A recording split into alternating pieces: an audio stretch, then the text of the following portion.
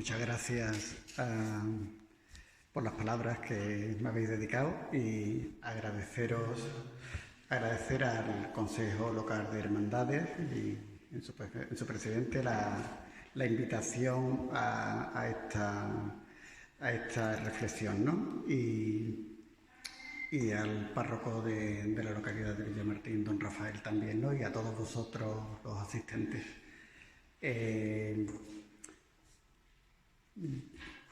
Lo que voy a contaros, más que una conferencia o una charla, es una reflexión y una meditación, ¿no? Lo he denominado la pasión de Cristo desde la medicina y nos hacemos varias preguntas, ¿no? ¿Qué es lo que sintió Jesús en su cuerpo? Porque vamos a hablar de la parte no tanto espiritual ni psicológica, sino de la parte más física, ¿no? De ese sufrimiento. ¿Cómo fueron las reacciones de su organismo durante la pasión y muerte desde el punto de vista de la medicina? ¿Cuáles fueron los sufrimientos físicos, pero también los psicológicos e incluso espirituales de Cristo la noche del Jueves Santo y la mañana del Viernes Santo? Y como os he dicho, me gustaría que este rato fuese un rato de oración, de meditación y de reflexión de la pasión de nuestro Señor Jesucristo. No tomarlo como una simple conferencia, sino como una meditación que nos ayude a revivir la pasión de Cristo de forma personal y comprender más a fondo cómo fueron esos sufrimientos. Lo que os voy a exponer está basado en los evangelios, en los estudios de algunos médicos, fundamentalmente del doctor Santiago Santidrián, que es catedrático de Fisiología de la Universidad de Navarra, y en estudios de la Sábana Santa. También entiendo que muchos conceptos, términos y explicaciones posiblemente no sean entendidas por muchos de vosotros. Son términos más bien médicos y cuesta trabajo en un rato pues entenderlo.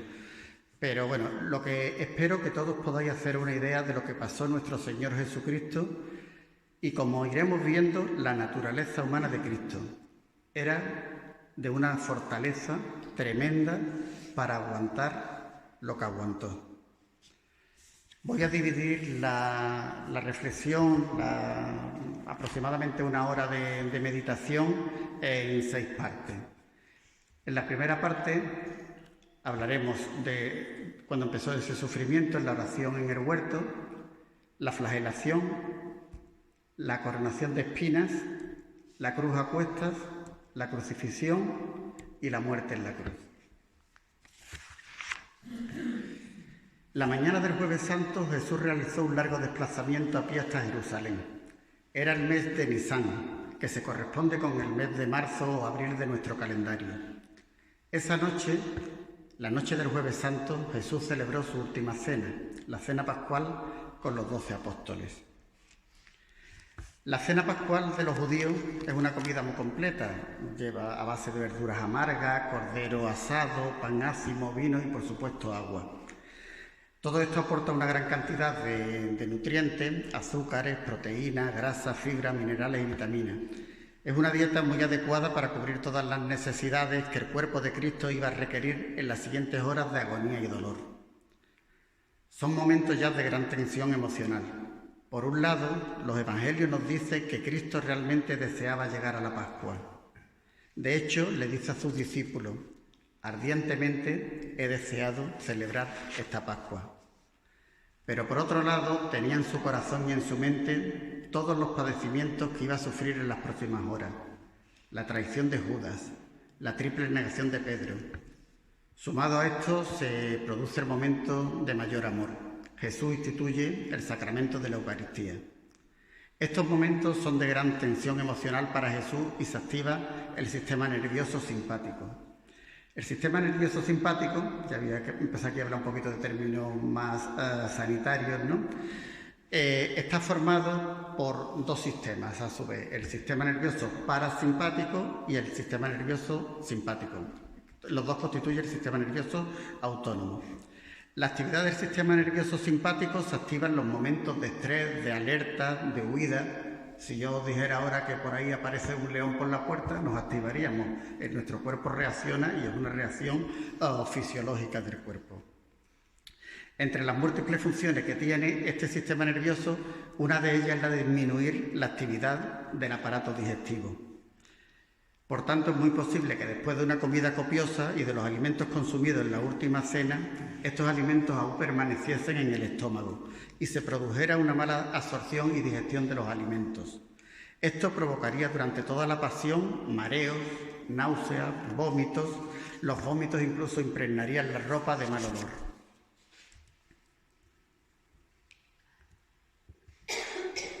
Acabada la cena, Jesús partió con sus discípulos al huerto de los Olivos, al Getsemaní. Dice el Evangelio que estando en el huerto Jesús entró en agonía. La palabra agonía es una palabra griega que significa estar dispuesto para el combate, para la lucha. Jesús agoniza en el sentido de estar dispuesto o preparado para sufrir los tormentos físicos, psicológicos y morales que él sabe perfectamente que están a punto de venir y que terminarán con su muerte en la cruz. Jesús sufre, pero dispuesto. Podemos imaginarnos la profunda angustia y abatimiento de Jesús, soledad, tristeza, desconsuelo, gran aflicción. Su naturaleza humana rechaza la pasión. Si es posible, aparta de mí este cáliz. Pero Jesús acepta la voluntad del Padre, que no se haga mi voluntad, sino la tuya. Un ángel lo conforta. En este momento se intensifica en la respuesta al estrés que os había comentado antes, que se produce por una mayor actividad del sistema nervioso simpático. Se produce dilatación de las pupilas, la boca se seca, el corazón se acelera, lo que conocemos como taquicardia, hay mayor sudoración, la piel se pone más pálida. Esta reacción de alarma o de estrés se produce porque se cierran la circulación, los vasos sanguíneos de la piel, con lo cual la piel se debilita y se ablanda más.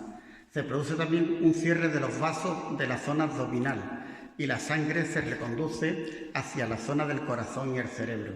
Y se produce también gran dilatación de los vasos sanguíneos que rodean a las glándulas donde se produce el sudor. Las glándulas sudoríparas, ¿no?, que son las glándulas que provocan la sudoración. Comienza entonces un intenso sudor que seguramente empaparía toda la ropa de Jesús y al evaporarse causaría una constante sensación de frío intensificada, además por la hora que era por la noche. Es posible que la ropa permaneciera mojada de sudor durante toda la pasión. Este grandísimo volumen de sangre que iban pasando por las pequeñas venitas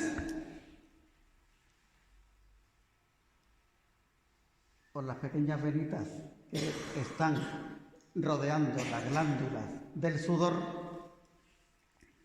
provoca un aumento de presión en esa zona que no se puede soportar, y eso provoca la ruptura de esas pequeñas venas.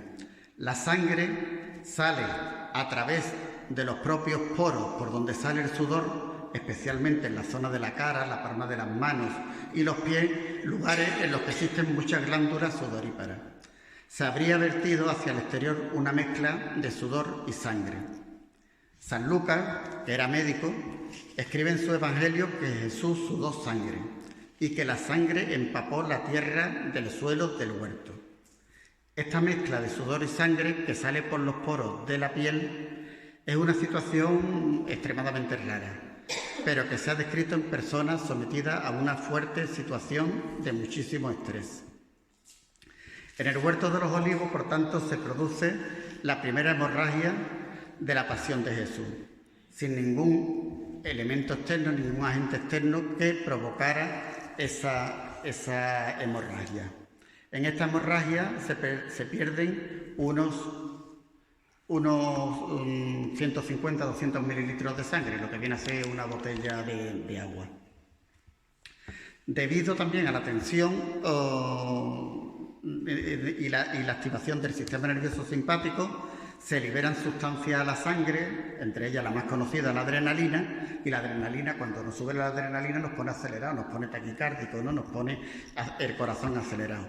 Y también hace que se liberen a la sangre hormonas como el cortisol y el glucagón. Estas hormonas lo que hacen es que suben el azúcar en la sangre. Cuando los diabéticos saben que cuando le suben el azúcar le entra mucha sed. pues este estado de hiperglucemia, que así se conoce, esa subida de azúcar, seguramente provocó una intensa sed en Jesucristo. Y debido a esa sed se producirían heridas y llagas en la zona de la boca y de la lengua. Debido también a la intensa sudoración, al frío de la noche, a la ropa empapada, Jesús padecería escalofríos y temblores sumados a la debilidad por el insomnio. Tampoco podemos descartar, por otra parte, el comienzo y alteraciones de la coagulación de la sangre y de las defensas del cuerpo. En esta situación el organismo tiene que hacer también un sistema de protección, de alivio del dolor y hace una analgesia, intenta calmar ese dolor. Y se liberan sustancias en la sangre que contribuyen a aliviar ligeramente ese dolor físico, pero ese dolor dura poco tiempo. Podemos imaginar ya el terror de los discípulos al ver el aspecto externo que va adquiriendo Jesús. Por otra parte, Judas le entrega con un beso. Dicen los evangelios, ¿no? Al que yo dé un beso, ese es, arréstenlo. Más dolor y más aflicción por la traición de uno de sus elegidos, a quien en el momento de la entrega le llama amigo. Después del arresto, durante la madrugada, Jesús es llevado ante el Sanedrín y Caifás, el sumo sacerdote, donde se van sumando sufrimientos y humillaciones. Por la mañana del viernes, Jesús es presentado ante Pilato, quien no ve en él culpa alguna. Ante la insistencia del pueblo judío, instigado por los sumos sacerdotes, Pilato ordena la libertad de Barrabás y condena a Jesús a ser azotado antes de ser crucificado. Los soldados del gobernador atan a Jesús a una columna para ejecutar la condena. La flagelación romana, que se aplicaba fundamentalmente por la espalda y por la parte posterior de los muslos y de las piernas, se hace por medio de los flagelum. Los flagelum, que como veis, podéis ver aquí, tienen este mango y generalmente estaban compuestos de 3 elementos y cada uno de ellos de 2 o 3 bolitas, con lo cual multiplicaba el efecto cada vez que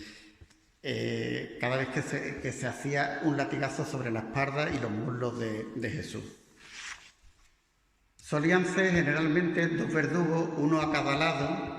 Imaginaros entonces ya el intenso dolor extremadamente generado en una piel que ya de por sí habíamos dicho que estaba debilitada y por el efecto de estos flagelos. Imaginaros ya el cuerpo también de Jesucristo con contusiones, hematomas, erosiones. El desgarro de las bolas, estas se clavaban en la piel y al tirar hacia atrás lo que hacía es que intensificara el desgarro. Y en la zona de la espalda, entre la piel y las costillas, no hay apenas grasa, con lo cual se presupone que las costillas empezaban a quedarse al descubierto. Teniendo en cuenta la postura que tenía atada a la columna, es casi seguro que las heridas predominaran casi todas por la espalda. El dolor es incalificable. El organismo continúa intentando atenuar este dolor. Continúa liberando sustancias que contribuyen a aliviar algo el sufrimiento en los primeros latigazos. Y se pone en marcha ya otro mecanismo autónomo, inconsciente de defensa que hacemos frente al dolor, que es lo que llamamos el reflejo masivo corporal flexor, que consiste en reducir la movilidad al mínimo. Eso lo notamos mucho en las personas mayores, cuando ya se encaman para evitar el sufrimiento, hay una postura de encogimiento y de flexión que reduce la movilidad y así provocamos que el dolor se minimice. Pero ¿qué pasa? Que al reducir la movilidad en el tórax, al quedarse el cuerpo encogido, disminuye la capacidad de respiración. Se producen muchas respiraciones que son superficiales y los pulmones no cogen aire suficiente. Esto provoca falta de oxígeno en el organismo y se acumula el anhídrido carbónico en los tejidos. Empezamos a tener lo que llamamos una acidosis respiratoria, que es una situación extremadamente grave. Las grandes lesiones traumáticas producidas en el tórax podrían haber provocado una irritación de las dos membranas que recubren los pulmones. Estos serían los pulmones y por fuera hay una capita que sería la pleura visceral y por fuera está la pleura parietal. Las pleuras son como dos capitas que cubren a la zona del pulmón, que es lo que hacen que el pulmón pueda expandirse y contraerse. Si nosotros tuviéramos el pulmón dentro de las costillas totalmente rígido, no tendríamos esa capacidad para abrirse y cerrarse, ¿no? Entonces ahí hay una capita que cuando se provocan, se inflama y provoca una pleuritis, se llena de líquido. ¿Veis? Por ejemplo, aquí sería el pulmón, veis cómo el pulmón se queda más limitado, se queda más pequeñito. Y aquí esto se llena de líquido, con lo cual las personas que tienen un derrame pleural tienen más dificultad para respirar. Y esto se supone que le pasó a Jesús. Las hemorragias de la flagelación todavía posiblemente no fueran muy cuantiosas, ya que las lesiones no eran muy profundas. Sin embargo, como eran muy extensas las zonas, la pérdida de sangre ya se va acumulando y puede llegar a ser ya de 1 o 2 litros. Ya se produce la segunda hemorragia de la pasión, la hemorragia por la flagelación. Vimos la primera hemorragia que era por la sudoración intensa por los poros de la piel y esta segunda es por la flagelación. Ya puede haberse producido una pérdida de 2 litros de sangre, que es lo que constituye aproximadamente un 40% del volumen de la sangre de nuestro cuerpo. Cuando perdemos mucha sangre es normal que la tensión arterial empiece a bajarse y puede llegar a provocar la muerte. Sin embargo, en Jesús esto no sucedió. Lo que sí es seguro que ya Jesús estaba en un estado de shock a la hora de cargar la cruz. Debido a la debilidad y a la falta de circulación de la piel, los azotes produjeron casi con seguridad la ruptura de muchas células. ¿Qué es lo que pasa cuando se rompen las células? Que se vierten sustancias que hay en el interior de la célula y una de ellas es el potasio. El potasio, cuando pasa a la sangre en grandes cantidades, se descontrola el equilibrio que debe de haber en la sangre, provoca alteraciones graves en el funcionamiento del corazón, fundamentalmente arritmias. También, al romperse los glóbulos rojos de la sangre, se libera la sustancia que transporta el oxígeno en la sangre, que es la hemoglobina. La hemoglobina se degrada y produce bilirrubina.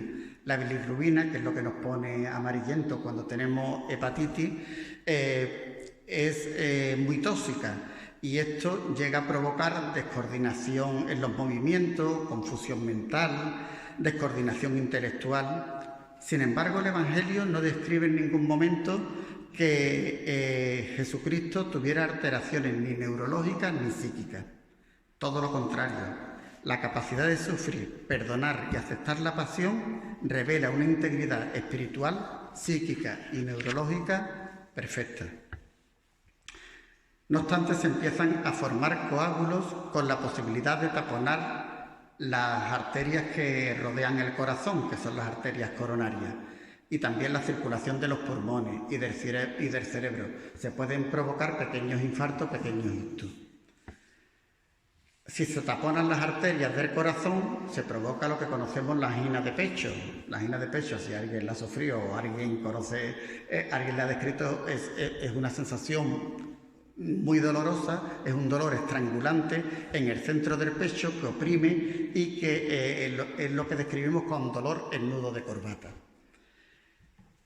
Es difícil describir en este momento ya el intenso y continuado dolor de Jesucristo.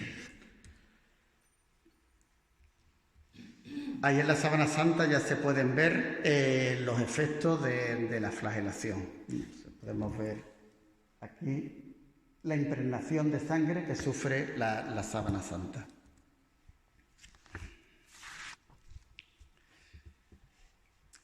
Los soldados romanos se burlan de él. Aún por la mañana le echan encima un manto de color púrpura, posiblemente viejo, sucio y maloliente. Le ciñeron una corona de espinas entretejidas y comenzaron a saludarle: «Salve, rey de los judíos».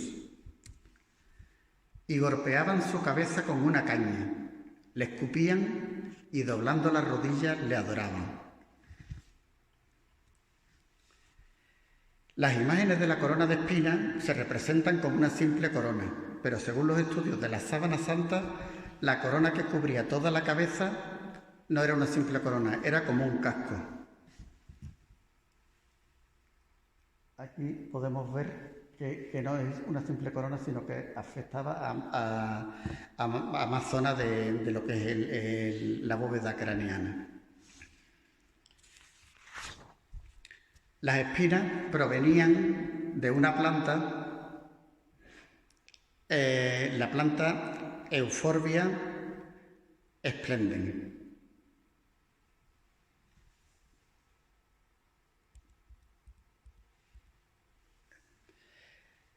que también llamada corona de Cristo. Sus espinas pueden tener una longitud de 2 o 3 centímetros. Se producen múltiples heridas, pinchazos, cortes que abarcan la parte superior de la frente y se continúan hacia atrás, hacia ambos lados de la cabeza. Las heridas son muy profundas, afectando a todo el cuero cabelludo. Sabéis que la zona de la cabeza, de donde tenemos los pelos, es una zona de mayor, de las que tienen más circulación en nuestro cuerpo. Por tanto, la hemorragia también se intensificaba. Las orejas, la zona de los pabellones auriculares, se hallan igualmente perforados por la acción de los pinchos de la corona.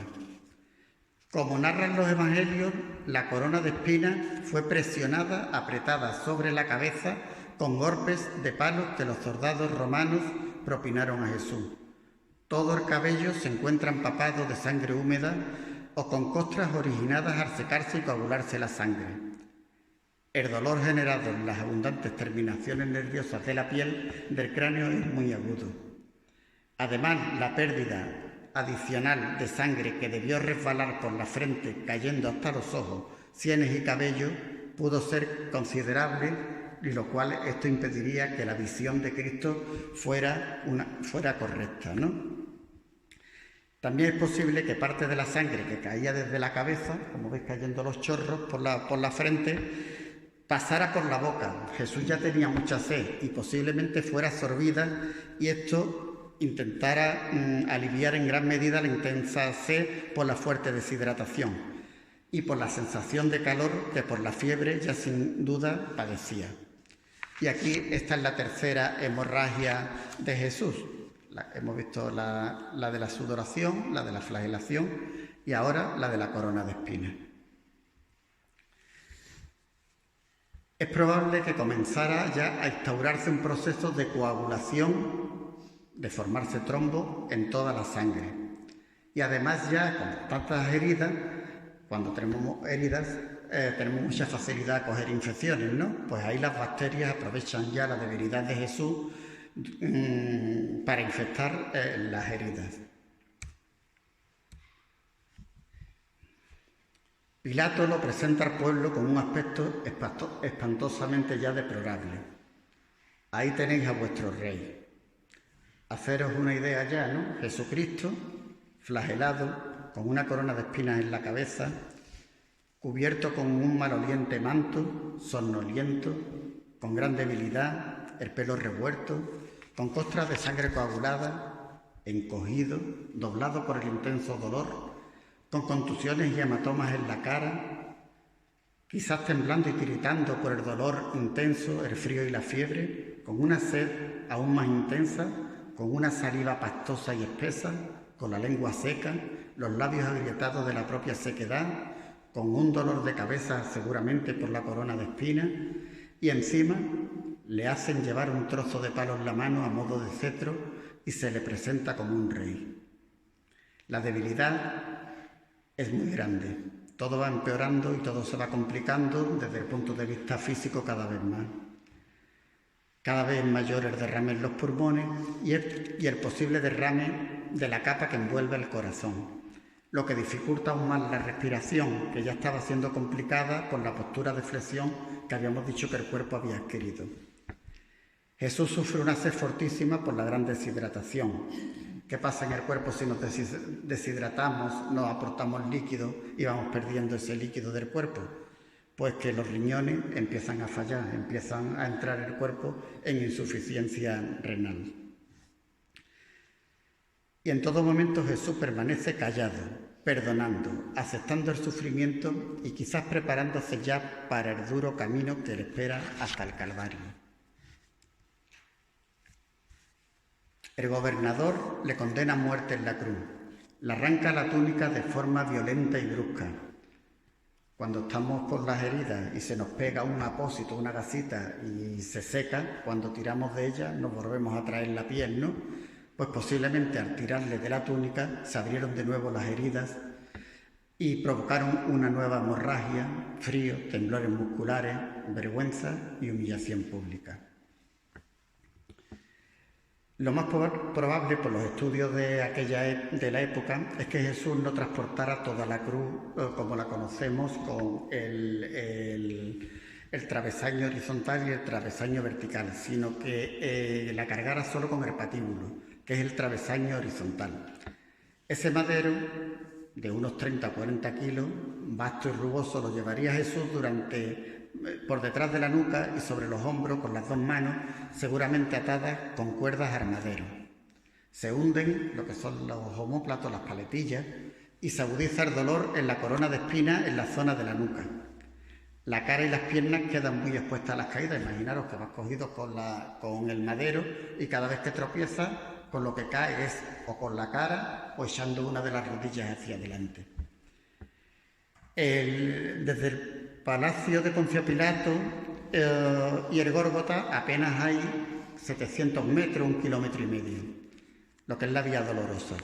Sin embargo, imaginaros cómo se le haría ese camino a Jesús, largo, difícil y muy doloroso, descalzo, cubierto de heridas, con un madero bajo los hombros y una corona de espinas, sediento y aturdido, en estado de shock, bajo un fuerte sol ya de mediodía, rodeado de burlas y humillaciones que tendría que soportar en su camino.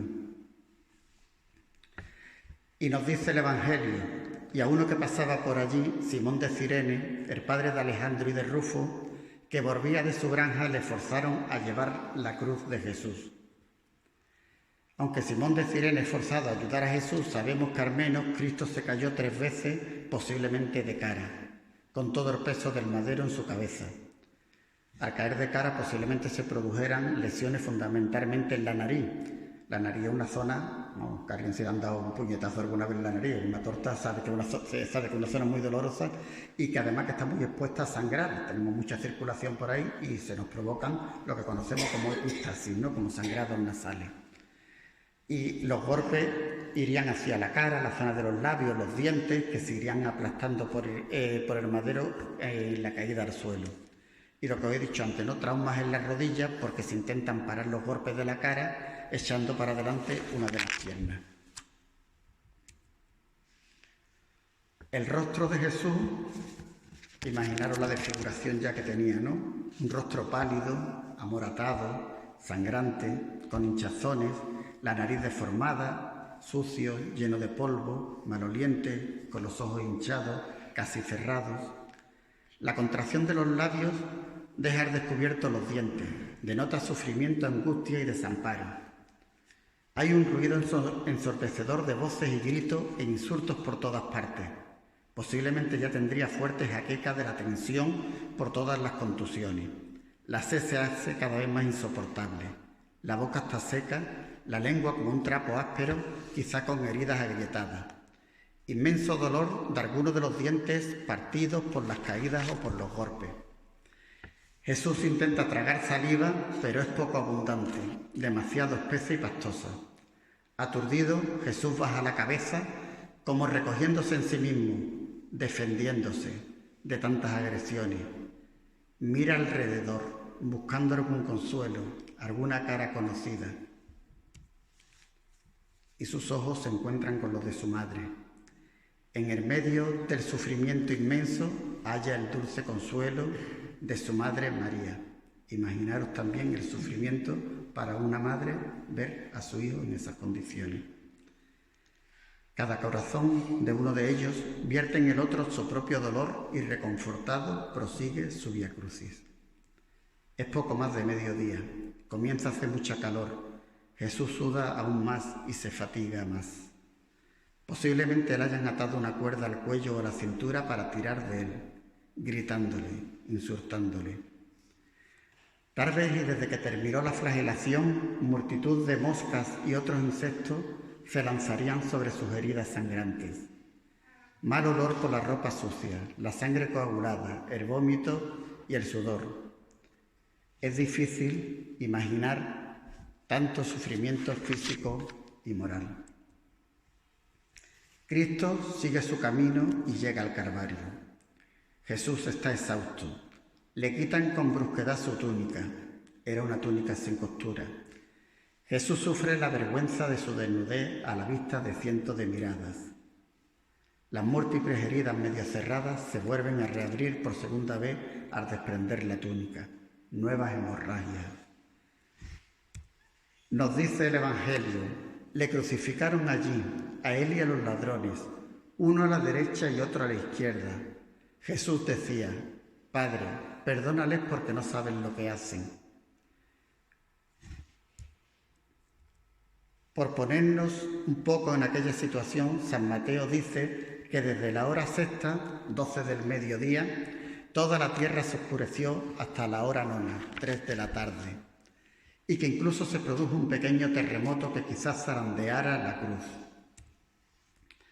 Por los documentos históricos es razonable pensar que primero clavaran los dos brazos al tablero horizontal que cargó durante el camino al Calvario, el patíbulo.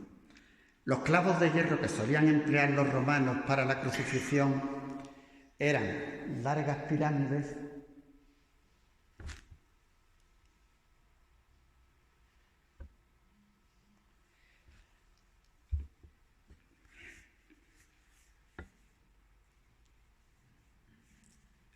cuadrangulares con amplia base de retención también cuadrada.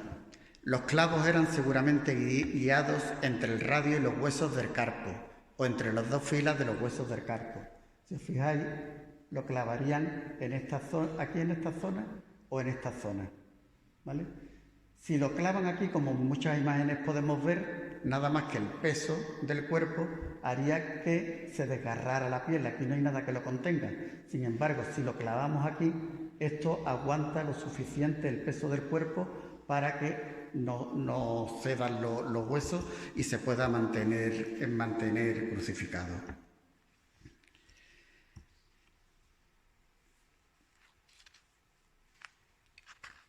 Los clavos seguramente rozaron o atravesaron el nervio mediano. Es un nervio que pasa por esa zona, que es muy doloroso, y que la gente que tienen o han tenido un síndrome de túnel carpiano saben lo que duele eso, ¿no? Pues ese nervio es muy sensible y provocaría un intensísimo dolor agudo proyectado en toda la mano cuando le clavaron esos clavos en esa zona. Por otra parte, los pies podrían ser clavados de dos maneras, bien con dos clavos, un clavo en cada pie o con uno solo. En este último caso, el dolor es posible que aún fuera mayor por la menor facilidad de movimiento derivado de la necesidad de superponer una pierna sobre la otra. Parece que esta fue la manera que clavaron los pies a Jesús. El supedáneo o pedestal, que es un trozo de madera que se usaba para clavar los pies, no es lógico pensar que existiese en la cruz de Jesucristo, ya que este no aparece en los documentos hasta el siglo IV después de Cristo. Lo que sí tenían algunas cruces era un madero para apoyar y descansar la zona del periné, la zona que va entre el ano y los genitales, conocido con el nombre de sedile. Los pies se sujetaban al madero vertical a través de los clavos de hierro colocados entre el primer espacio o el segundo espacio de los metatarsos, que son los huesos estos de aquí del pie. Los nervios de los pies también podrían lesionarse con los clavos, produciendo dolor agudo en ambas extremidades, similar a las extremidades superiores. A continuación ya se levantaba el leño horizontal de manera que éste se clavaba sobre el vertical previamente levantado.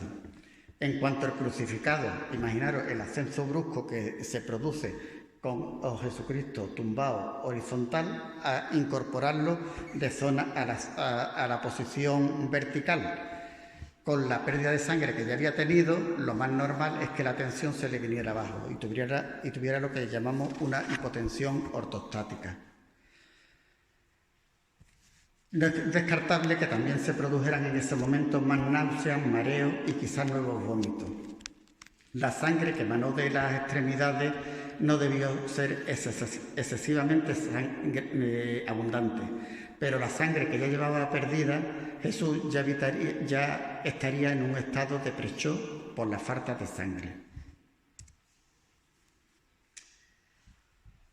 La muerte por crucifixión es una de las torturas más crueles. El crucificado muere poco a poco. Aquí no lo vais a entender muy bien, pero bueno, si entendéis, parecería lógico que el problema de la crucifixión fuera la inspiración, el coger aire, ¿no?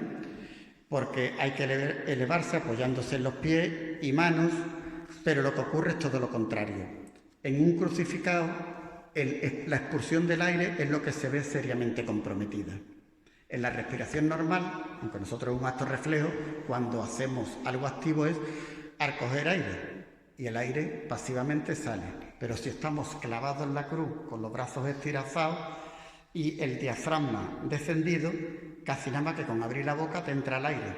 El problema es cómo te encoges un poquito para echar el aire para afuera. Por eso aquí el efecto es inverso a como se produciría en situaciones normales. El esquema, por tanto, se invierte en la situación de una persona crucificada.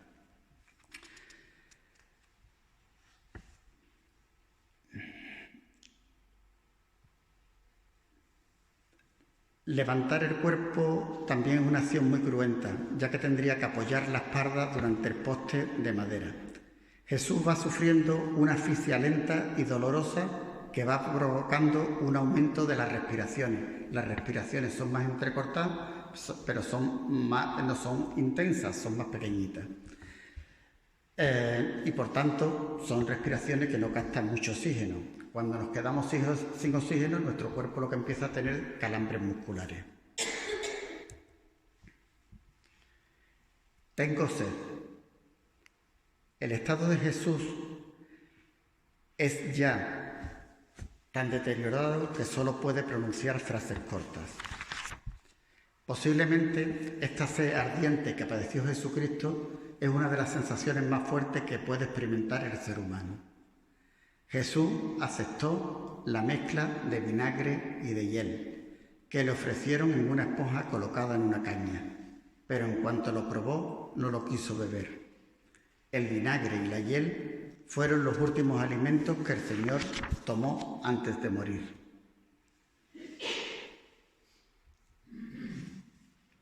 En la hora nona, 3 de la tarde, Jesús dice: todo está consumado, y se abandonan las manos de Dios. Padre, en tus manos encomiendo mi espíritu. Cuenta el Evangelio que Jesús, dando una fuerte voz, expiró.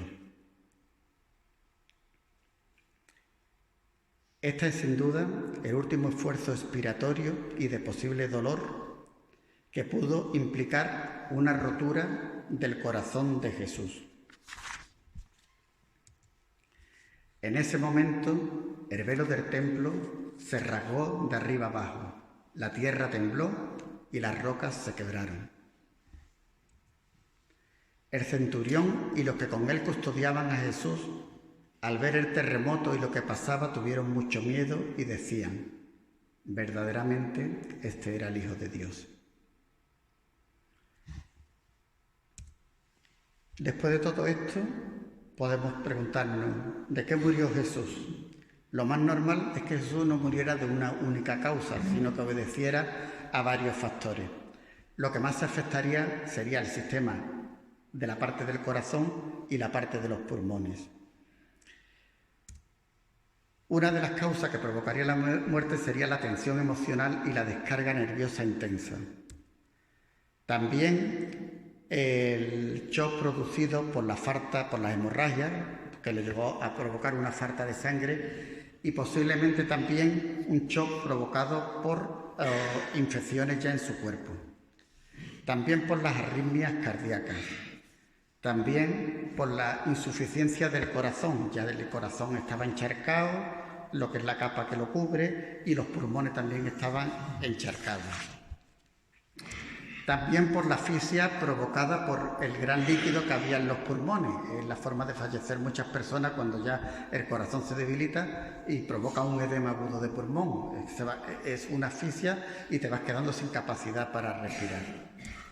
También por la presencia de trombos circulantes que pudiesen obstruir arterias de órganos vitales como los del corazón, del cerebro y del pulmón. Es muy posible que se produjeran infartos agudos de miocardio y una alteración de las válvulas del corazón, que elevan el riesgo de que el corazón se rompa. Y otras causas que no afectan muy directamente al sistema cardíaco y respiratorio, pero que son alteraciones que provocan efectos graves en lo que es el sistema nervioso central, en nuestro cerebro, cerebelo y médula espinal. El evangelista dice que Jesús clamó con fuerte voz 2 veces en la cruz, hacia la hora nona: Dios mío, ¿por qué me has abandonado? Este primer grito pudiera ser debido a un episodio de angina de pecho o de infarto. Es posible que el efecto del primer infarto fuera transitorio y se recuperara. El hecho de que Jesús gritara por segunda vez en voz alta y luego dejara caer su cabeza y muriera sugiere la posibilidad de una muerte súbita por infarto masivo, rotura cardíaca o arritmia mortal. No tuvo tiempo de agonía exento de dolor, escribe San Juan, e inclinando la cabeza entregó su espíritu. Con todo esto presente, no se puede dejar de considerar la inmensa fortaleza humana, de la naturaleza humana de Cristo. Sin duda alguna, Jesús era un hombre de una excepcional constitución corporal, física, intelectual y espiritual.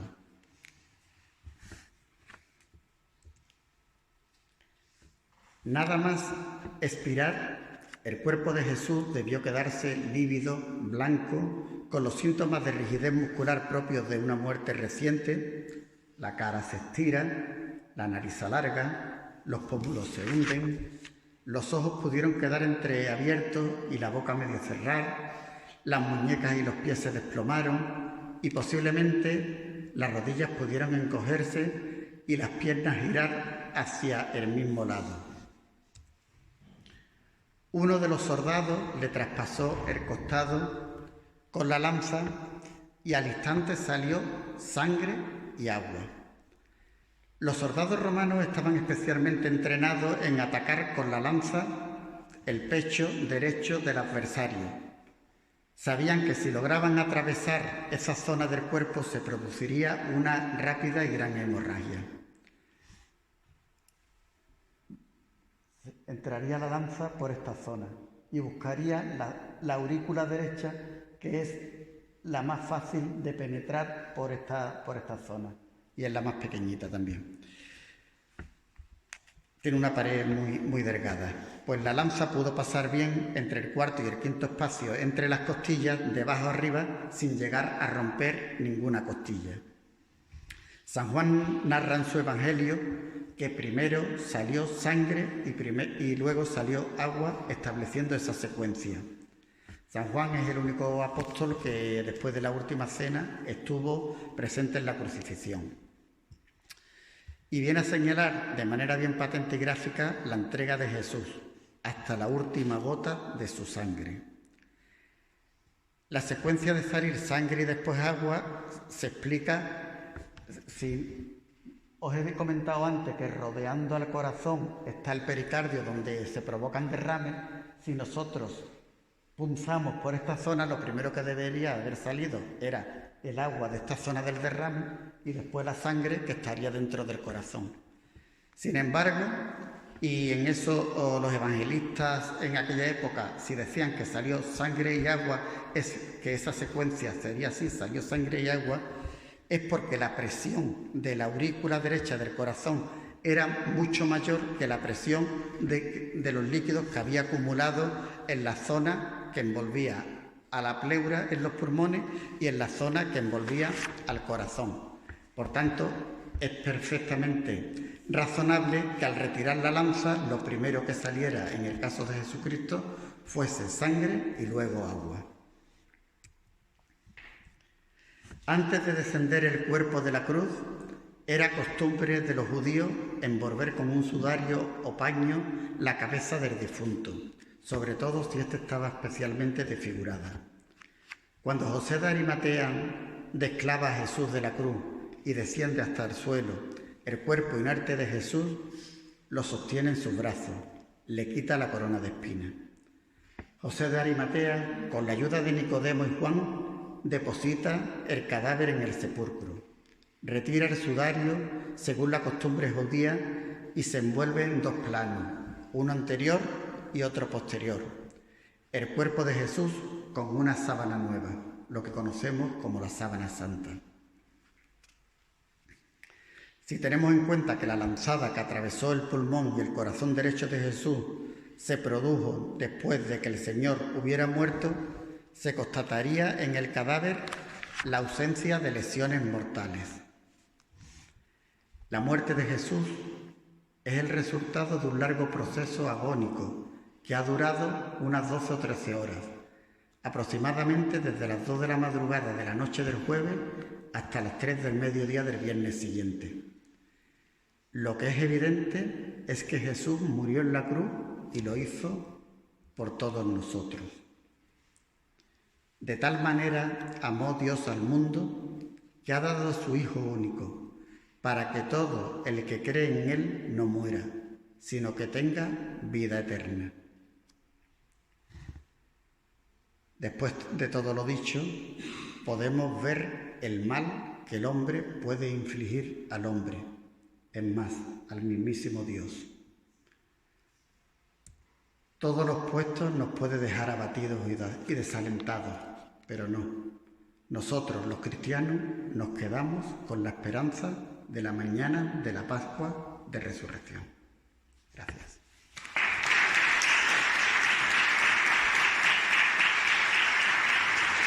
Ahora te pedías una foto.